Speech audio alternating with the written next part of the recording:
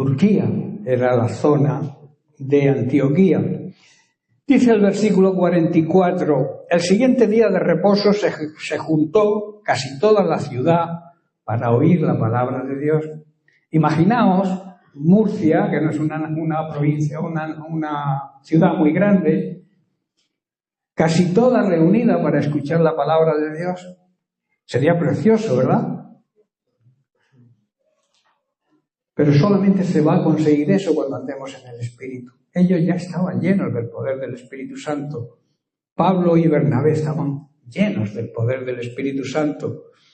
Dice el verso 45, pero viendo los judíos, la muchedumbre, la gente que seguía para escuchar la palabra de Dios, se llenaron de celos y rebatían lo que Pablo decía, contradiciendo y blasfemando. Entonces Pablo y Bernabé, hablando con denuedo, o sea, con valentía, dijeron: a vosotros a la verdad era necesario que se os hablase primero la palabra de Dios, mas puesto que la desecháis, la rechazáis, y no os juzgáis dignos de la vida eterna, he aquí que nos vamos a los gentiles. Se cansaron de predicarle al pueblo de Dios. No aceptaban, le rebatían, como hay hoy en día muchas personas dentro de las congregaciones que rebaten la palabra de Dios, que no buscan nada más que contiendas, preguntas para llegar a dejar en mal lugar a otra persona. Eso ocurre en las iglesias. Y entonces, ¿qué hicieron? Nos vamos a predicarle a los incrédulos. Como yo le decía a vuestro pastor hace un rato, yo prefiero predicarle a los incrédulos que a los creyentes que vienen con sus ideas predeterminadas sobre la iglesia. Esas personas que llegan quizá de otro país y dicen: pastor, en mi iglesia hacíamos esto. Colombia, que yo no digo esté mal, pero cada país, en cada nación, en cada sitio tienen una forma de hacer las cosas. Y estamos en España. Y te quieren, digamos, manipular para que hagamos las cosas como se hacen en otros lugares. Si hay algo que crea problemas, es intentar imitar algo. Cuando tú comparas a alguien con otro, estás creando conflicto. Mismo en la familia. Cuando tú le dices a un hijo tuyo: es que tu hermano Pedro es mejor que tú, estás haciendo comparaciones y estás haciendo mucho daño. Las comparaciones nos llevan a disputas y a la envidia, ¿verdad? Pues con esto pasa lo mismo. En cada país tienen la forma de hacer las cosas. Y nosotros tenemos que amoldarnos al lugar donde estamos. Por eso dice que se fueron. Mira, os dejamos, no queremos más discusiones con vosotros, nos vamos de nuevo a los gentiles.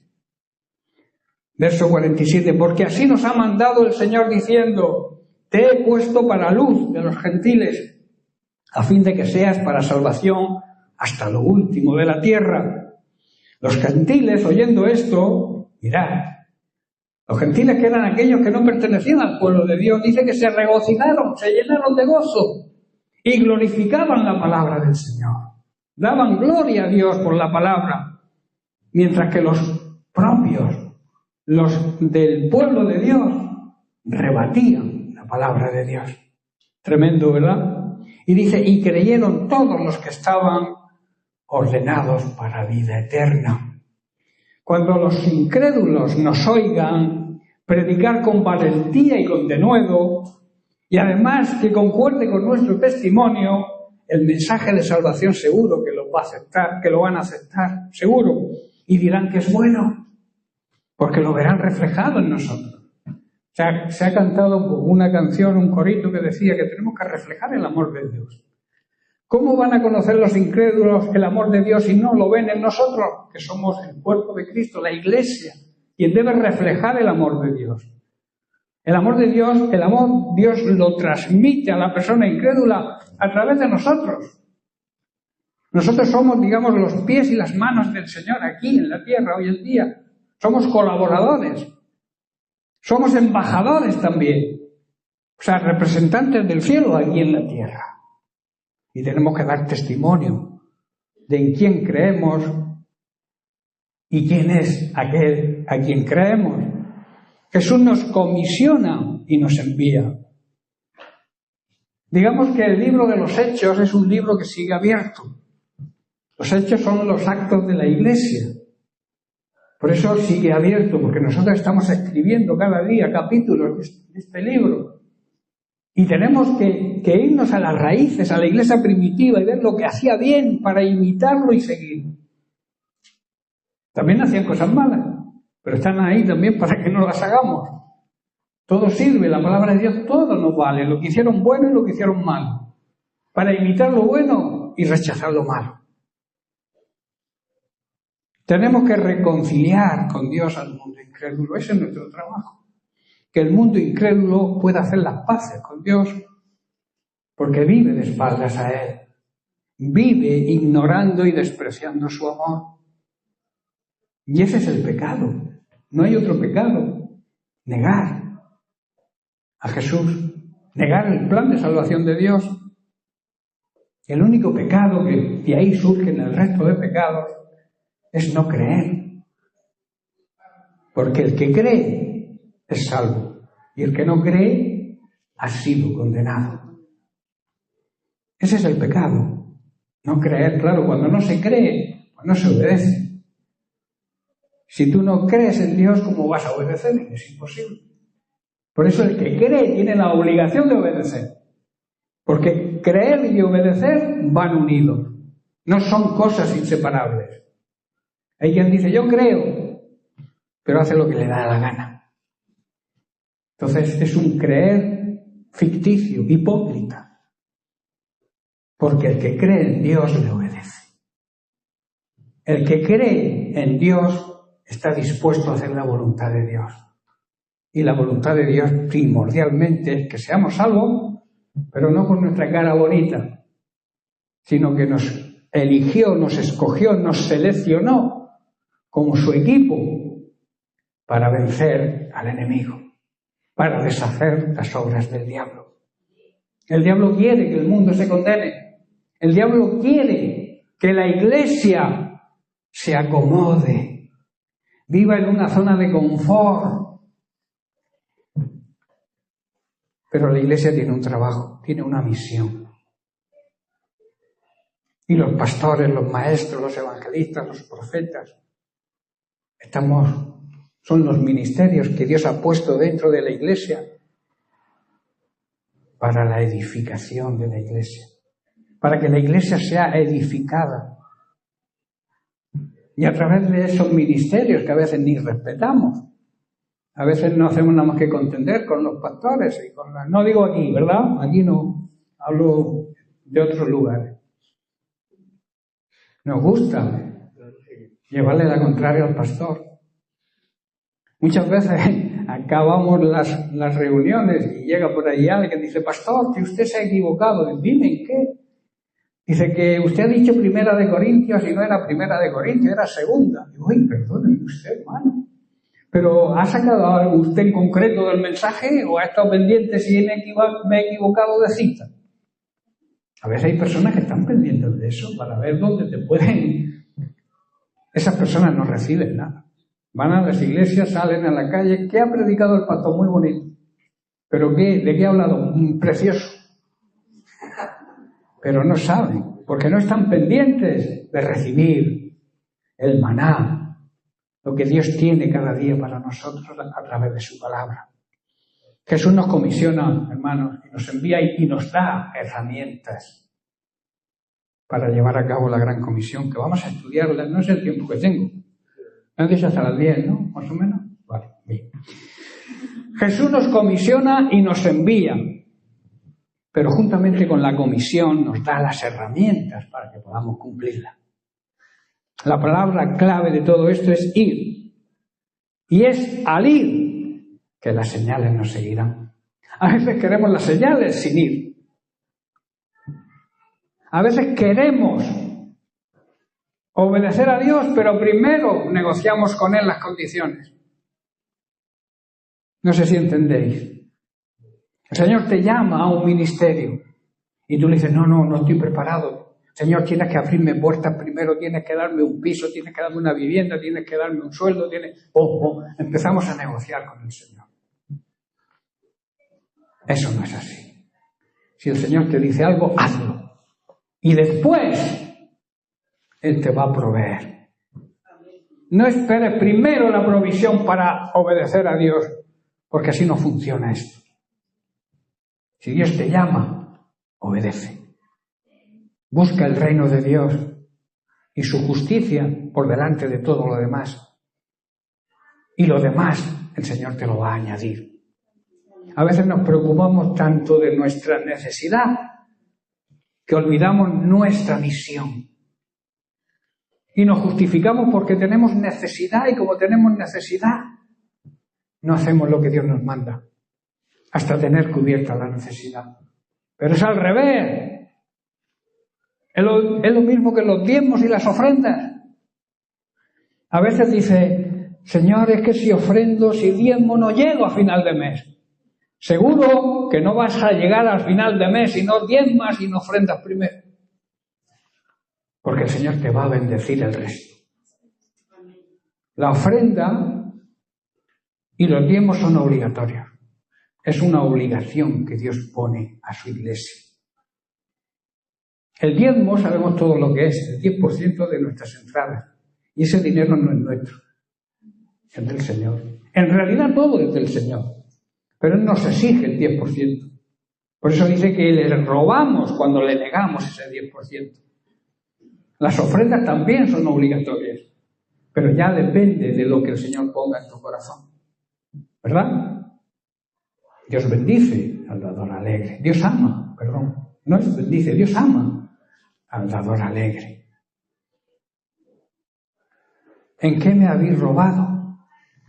En vuestro diezmo y en vuestras ofrendas. Porque el pueblo se encaró con el Señor cuando el Señor le dice, me estáis robando. Y ellos se levantaron con genio y todo, ¿verdad? ¿En qué te hemos robado? Me estáis robando en vuestro diezmo y en vuestras ofrendas.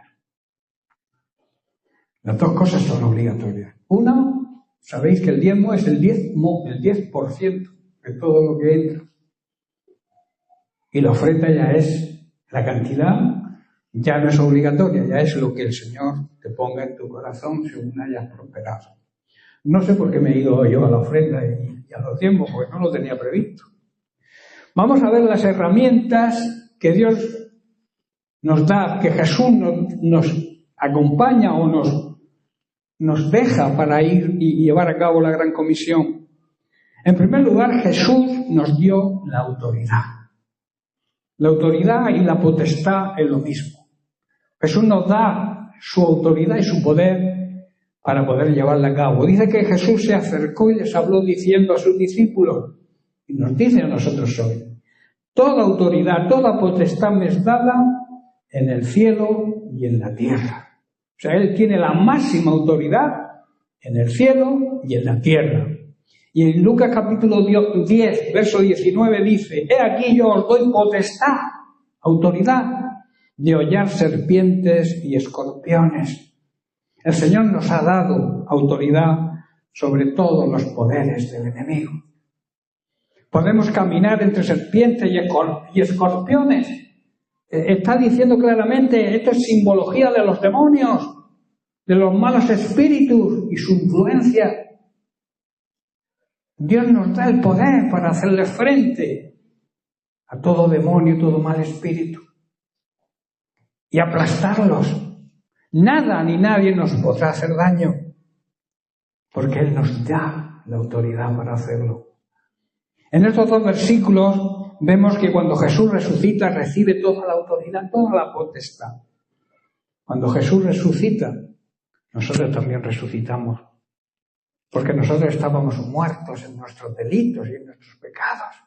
Y cuando aceptamos lo que Jesús hizo, cuando aceptamos su resurrección, creemos que el Espíritu Santo lo levantó de los muertos, nosotros resucitamos también. O sea que cuando Cristo resucitó, tú y yo también resucitamos. Y entonces tenemos la potestad, la autoridad, porque Él recibe esa autoridad en el momento en que resucita y nos las transfiere, nos las entrega a nosotros los creyentes. Lo que hemos muerto, lo que realmente los creyentes son aquellos que han muerto a la vieja vida y egoísta de vivir, la manera que vivíamos antes de conocer al Señor. Hemos muerto a esa vida y hemos resucitado a la vida que Cristo nos ofrece. Yo tengo un testimonio, una predicación sobre mi vida, porque Marisa ha contado algo, pero no ha contado el motivo. El motivo es que Cristo arruinó nuestra vida. He dicho algo. ¿Lo aclaro? Cristo arruinó mi vida aquí en este mundo. Yo era un empresario de la construcción, bastante fuerte, con grandes ingresos. Y aunque yo era fiel a Dios en mis diezmos y en mis ofrendas, yo andaba un poco liado en el mundo de los negocios. Y Cristo me arruinó, me llevó a la quiebra. Mi empresa terminó. Lo hemos perdido todo prácticamente. La casa donde vivíamos, todo lo hemos perdido, pero hemos ganado a Cristo. Seguimos en la vida que Cristo nos ofrece. Arruinó nuestra vida secular, pero nos dio la verdadera vida. La vida de servicio a Él. Y yo sé que muchos que han pasado por lo que yo he pasado, algunos se han suicidado, porque no es fácil estar arriba y de pronto bajar abajo. ¿Verdad? Muchos no soportan eso. Pero nosotros tenemos a Cristo. Tenemos al Señor en nuestra vida. Y al tenerlo, todo lo que nos ocurre, lo basamos en la paz interior que tenemos. ¿Sabes lo que significa la paz con Dios? La paz que el Señor nos regaló. Dice, mi paz os regalo, mi paz os doy, dijo Jesús, ¿verdad? Dice, yo no la doy como el mundo la da. Esa paz no la puede entender alguien que no crea. Las personas incrédulas no entienden esa paz, porque la paz que el mundo ofrece, ¿sabéis cuándo se acaba? Cuando llegan los problemas, ¿verdad? La paz que Dios te da perdura aún en medio de los problemas.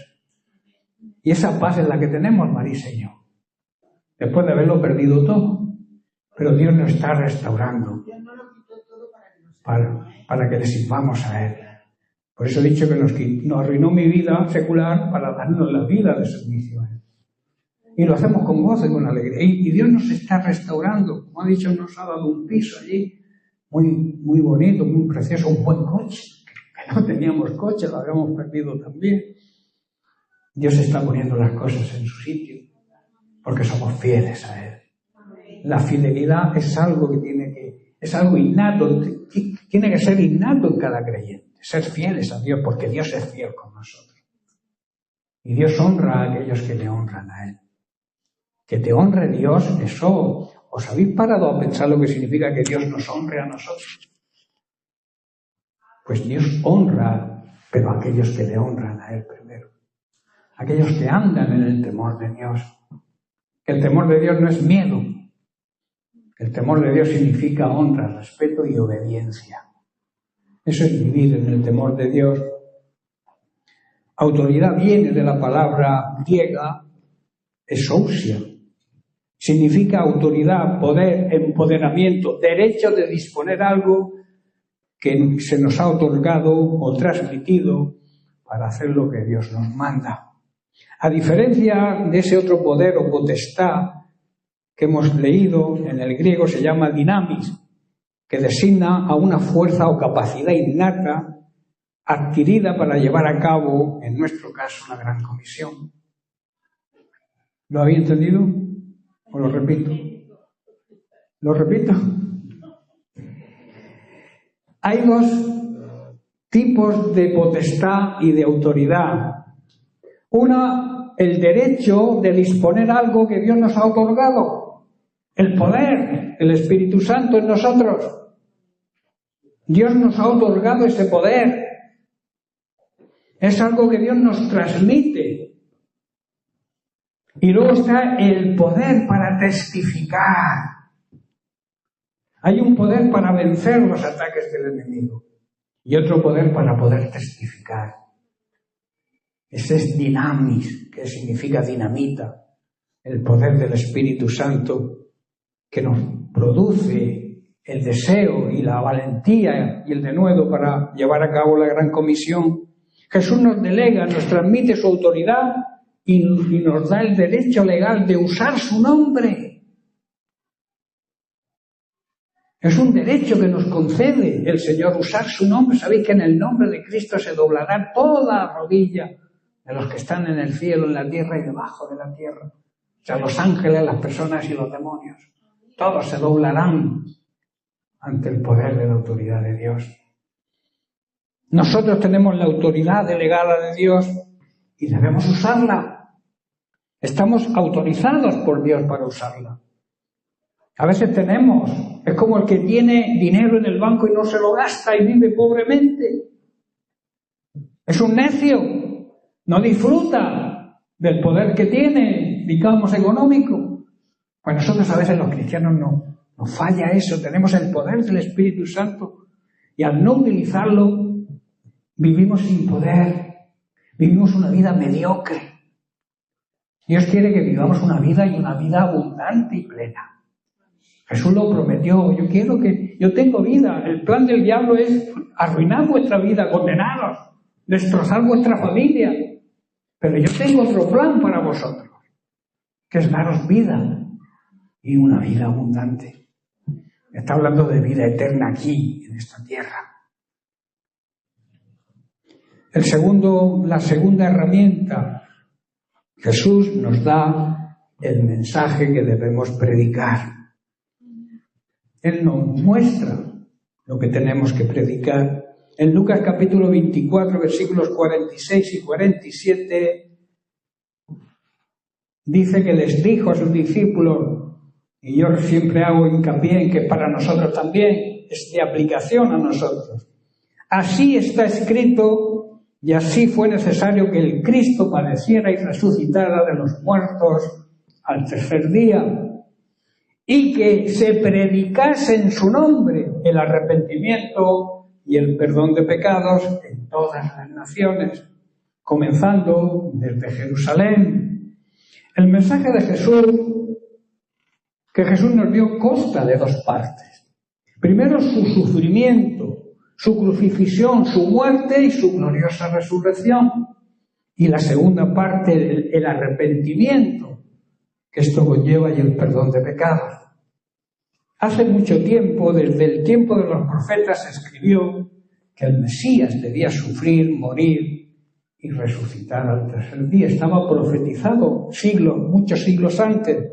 También se escribió que este mensaje se iba a predicar con la autoridad de su nombre, el nombre de Cristo, a todas las naciones, y que hay perdón de pecados para todos aquellos que se arrepientan, y nosotros somos testigos de todas estas cosas, y por tanto debemos dar testimonio con mucho amor, con gran espíritu de humildad, con mansedumbre. Debemos decirle y hacerle ver a la persona incrédula que es un pecador.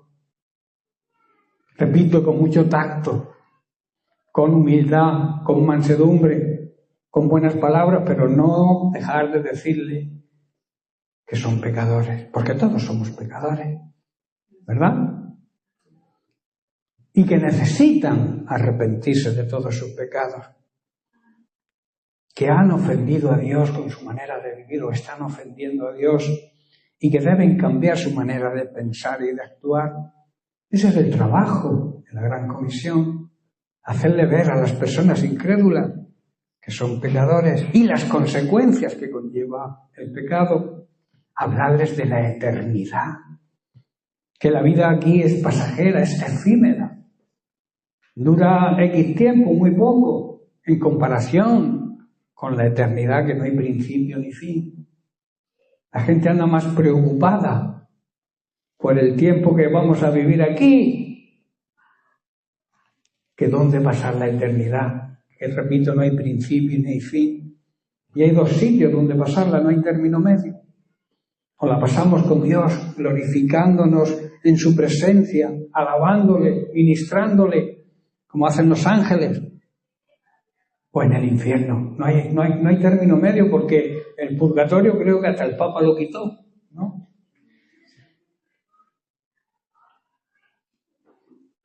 Como decía aquel, o al mar o a la orilla. No hay término medio. La persona incrédula tiene que arrepentirse, para eso tiene que reconocer sus pecados, tenemos que hacérselo ver con nuestro testimonio, con nuestra conducta, que han ofendido a Dios y que necesitan cambiar de forma de pensar y de actuar. La única manera para que la convicción del Espíritu Santo venga sobre una persona incrédula es hacerle ver que es pecador, puesto que todos somos pecadores. En Romanos capítulo 3, versículos 23 y 24, Pablo dice: por cuanto todos pecaron, o sea, todos somos pecadores y están destituidos de la gloria de Dios. El pecado consistió y consiste hoy en no creer en el Hijo de Dios, en Jesucristo. Y el verso 24 dice: siendo justificados, o sea, siendo declarados inocentes gratuitamente por su gracia, mediante la redención que es en Cristo Jesús. Redimir significa comprar. Él compró nuestra salvación. Él compró lo que nosotros deberíamos haber pagado. Él lo pagó. Nuestra deuda era tan grande que no podíamos pagarla, pero Cristo la pagó. Se puso en nuestro lugar. Donde tú y yo teníamos que haber estado, estuvo Jesús. Cuando le hacemos ver a esto a los pecadores, el Espíritu Santo, no nosotros, no es nuestro trabajo convencer de pecado a nadie. Tenemos que hacerles ver que son pecadores, pero no tratar de convencerlos, porque quien trae convicción de pecados es el Espíritu Santo. Es su trabajo, no el nuestro. Les traerá entonces la convicción a su interior para recibir el perdón y la gracia de Dios sobre su vida, sobre su familia, después de su arrepentimiento y de reconocer a Jesús como Señor y Salvador. La tercera herramienta, son 16. ¿Vamos bien de tiempo? Son cuatro solo. La tercera dice: Jesús nos provee el poder y la unción precisamente por medio del Espíritu Santo. Cuando el Señor nos envió, no nos mandó sin armas. Él nos dio la autoridad, el mensaje y el poder. Hechos 1:8 que dije antes: pero recibiréis poder cuando haya venido sobre vosotros el Espíritu Santo. Nosotros tenemos un gran privilegio, que ya vino, que ya está aquí y mora dentro de cada creyente y mora dentro de la iglesia. Los discípulos tuvieron que esperar la promesa, pero nosotros no tenemos que esperar. Hay un corito por ahí que es muy bonito: Espíritu Santo, ven. Pero si ya vino, solo hay que aceptarlo, recibirlo y ponernos a sus órdenes. A veces tenemos el Espíritu Santo pero como un florero, como un macetero. Yo no quiero tener el Espíritu Santo así. Yo quiero que obre en mi vida, que me guíe, que me enseñe, que me dirija, que le hable a mi conciencia cuando voy a hacer algo malo. La conciencia es como la alarma que suena cuando hacemos o vamos a cometer algo que no le agrada a Dios, y es el Espíritu Santo quien le habla a nuestra conciencia.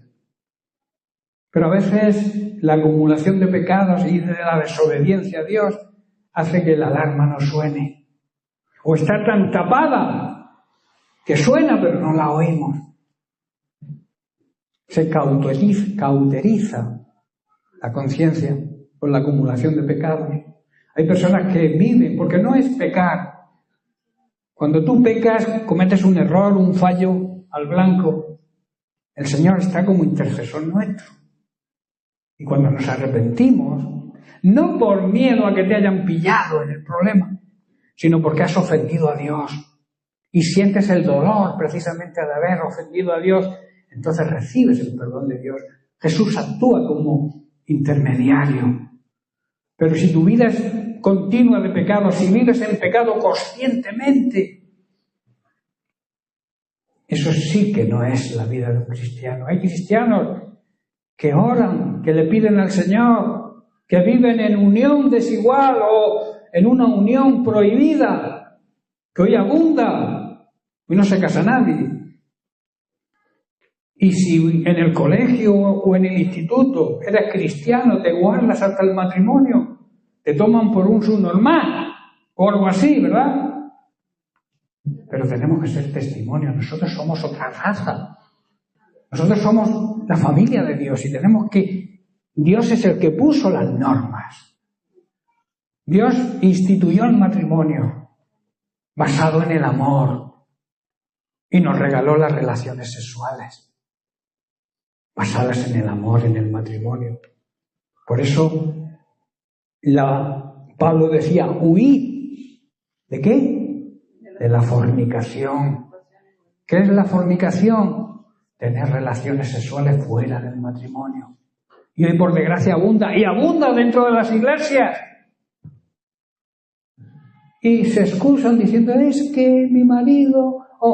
y se atreven a llamar marido sin estar casados también. Otros tienen un poco más de eso y dicen, mi pareja. Huí de la fornicación. Y para eso hace falta el poder del Espíritu Santo. Dios te va a dar la fuerza. Pablo dijo, todo lo puedo en Cristo que me fortalece. Y en ese todo entra precisamente el poder para vencer el pecado. A veces creemos, todo lo tengo fuerza para hacerle frente a todos los problemas, a todas las circunstancias, pero también ese poder significa poder para vencer toda tentación y todo ataque del enemigo con respecto al pecado. Nosotros debemos ser testigos de Cristo, dar testimonio de la vida de Cristo, llevando a cabo sin ningún tipo de excusa la gran comisión. En nuestro hogar, en primer lugar, significado de nuestro Jerusalén. E ir ampliando el círculo, nuestros vecinos, pueblo, ciudad, región, nación, significado de Judea y de Samaria, que Jesús dijo, y en cualquier otro lugar donde Dios nos envíe, significado de hasta lo último de la tierra. Pero necesitamos para esto el poder y la unción del Espíritu Santo. Si analizamos el libro de los Hechos, ya falta poco, tranquilo.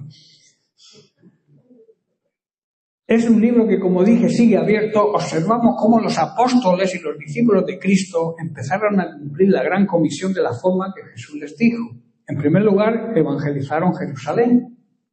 Luego, guiados por el Espíritu Santo, lo hacen en Judea y en Samaria. A los judíos y a los samaritanos que estaban peleados, recordad. Y por último vemos que llegaron hasta los confines de la tierra. Pablo dice, yo ya no sé dónde predicar.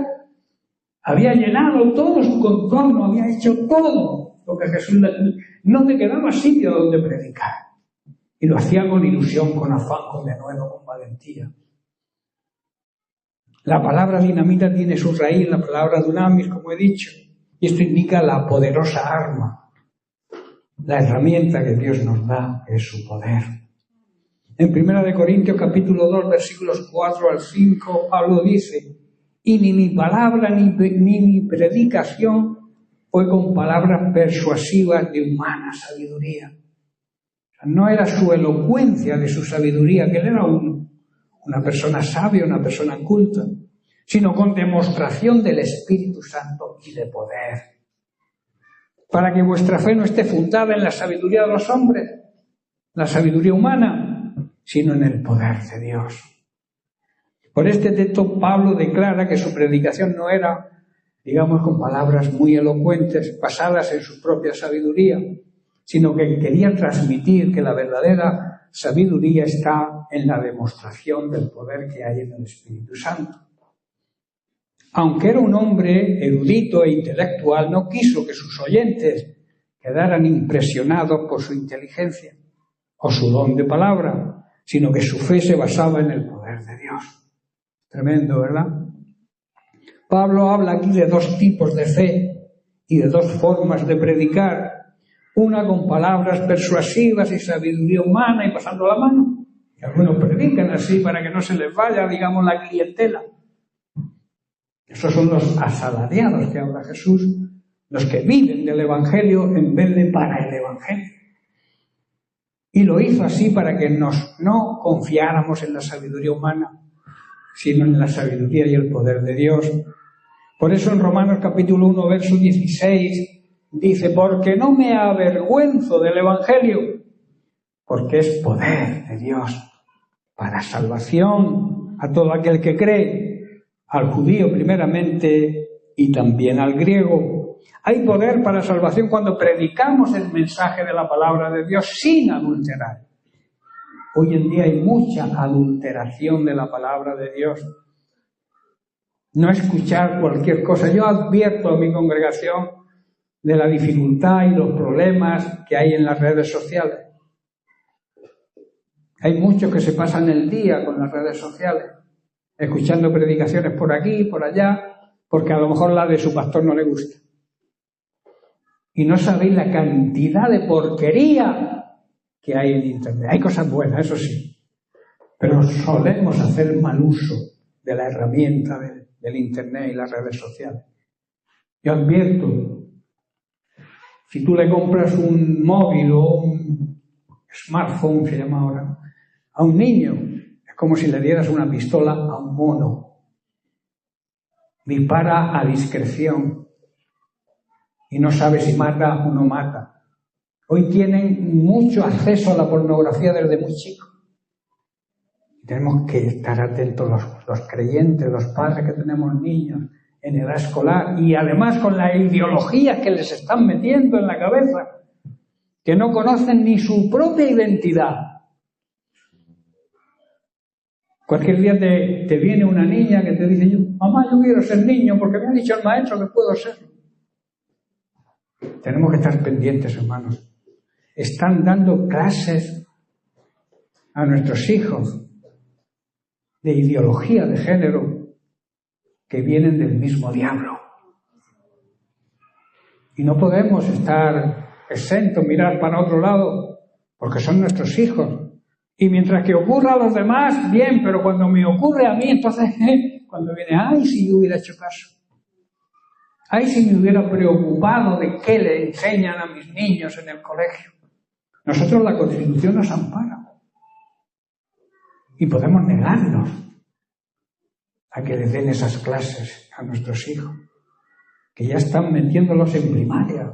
Niños de 5 o 6 años ya les están abusando de su inocencia. Hay poder. Tenemos el poder del Espíritu Santo para confrontar todo este tipo de cosas. Por último, la cuarta herramienta que el Señor nos da, señales, milagros, sanidades, prodigios. Todo eso lo tenemos. En Marcos capítulo 16, verso 17, dice, estas señales seguirán a los que creen. Debemos recordar, repito, que creer también va unido a la obediencia. Las señales nos van a seguir cuando creemos y cuando obedecemos. No esperes señales si crees y vives en desobediencia. Dice, en mi nombre echarán fuera demonios. No en tu poder ni en tu autoridad, en el nombre de Jesús que tiene la máxima autoridad. Y también hablarán nuevas lenguas, entre otras muchas cosas. Hermanos, los que confiamos plenamente en el Señor, podemos usar su nombre. Él nos lo permite, tenemos la autorización y haremos cosas maravillosas en el nombre de Jesús. Pero no te vanaglories de que el Señor te use con esas grandes cosas, con esas cosas maravillosas que podemos hacer los que creemos y obedecemos. El Señor nos da señales para confirmar que su evangelio es la verdad. Ese es el motivo de las señales, no para que tú te vanaglories. Y que estas señales nos siguen para demostrar el poder de Dios. Es interesante ver que en el original griego, el único mandamiento, digamos, específico, concreto, en Mateo 28, 19 y 20, que es la gran comisión, sea id y hacer discípulos. El mandamiento clave, las dos palabras clave, id y hacer discípulos. Si no vas, es imposible hacer discípulos. Primero tienes que ir y luego hacer discípulos. Ese es el fin y único propósito de la gran comisión. Y ya resumiendo, la gran comisión de Jesús nos ordena hacer discípulos a nuestro paso por este mundo. No esperes hasta el final de tu vida. Empieza ya a ser discípulo. Discipúlate tú primero, acepta el discipulado de tu iglesia y empieza a hacer discípulos y llevar a cabo la gran comisión. Incluso podemos hacerlo cuando estamos ocupados en nuestras actividades diarias, en nuestro trabajo, en nuestro hogar, en nuestra casa, dando ejemplo y testimonio. Si estás en el trabajo, tus compañeros de trabajo, mediante tu testimonio. No esconderte en el váter cuando el jefe se va y te tiras 3 horas ahí, o media hora, o 1 hora. La Biblia dice que sirvamos a nuestros amos, a nuestros jefes aquí en la tierra, como si te sirviéramos a Él. Por eso un buen testimonio es que la gente pueda ver que lo hacemos bien. ¿Cómo vamos a ser discípulos? La gran comisión nos dice, bautizándolos, arrepentimiento y sumergidos en su iglesia y enseñándoles todo lo que Jesús ordenó. Por tanto, ir y hacer discípulos son los mandatos de la gran comisión. Bautizándoles y enseñándoles son los medios con los cuales cumplimos la gran comisión de hacer discípulos. Y hemos recibido un don precioso, la fe, que ha sido derramada a todo creyente. En Judas, capítulo 1, verso 3, Judas no es Iscariote, el otro, el Tadeo. Dice, amados, por la gran solicitud que tenía de escribiros acerca de nuestra común salvación, me ha sido necesario escribiros, exhortándoos que contendáis ardientemente por la fe que ha sido una vez dada a los santos. ¿Quién son los santos? Hoy en día, ¿quién son los santos? La iglesia, pero la iglesia que vive en santidad. Si no, no te llames santo. Si tu vida no es una vida transformada, apartada de toda contaminación o apartado y dedicados al servicio de Dios, que es lo que significa la santidad, no te puedes llamar santo si no vives en esa santidad. Debemos animarnos unos a otros, está diciendo Judas, a que defendamos la fe que Dios nos ha confiado una vez y para siempre a su pueblo santo, a su iglesia, en definitiva, a su familia. Y termino con las palabras de Jesús en la gran comisión, reveladas por el apóstol Pablo a su discípulo Timoteo. En 1 de Timoteo capítulo 2, versículo 4, Dios desea, este es el deseo de Dios, el anhelo de Dios, que todos los hombres, todos los seres humanos sean salvos y que vengan al conocimiento de la verdad. O sea, que conozcan a Cristo, que es la verdad.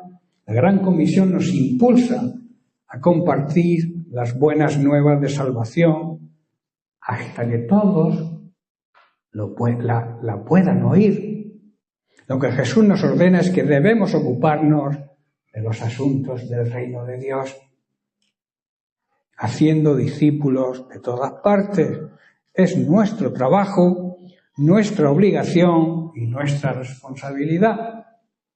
Bien, pues hasta aquí el mensaje que os traía hoy. No sé si se ha hecho un poco largo, no lo sé, pero como él me ha dicho que puede estar 1 hora, 1 hora y media, yo podría haberlo hecho más corto, pero espero que haya sido de bendición. Doy las gracias por atendernos como nos merecemos. No es así. Muchas gracias por vuestro amor, por escucharme, y sobre todo yo suelo decir cuando acabo, la palabra de Dios ha sido predicada, ahora nos queda ponerla por obra, aplicarla a nuestra vida.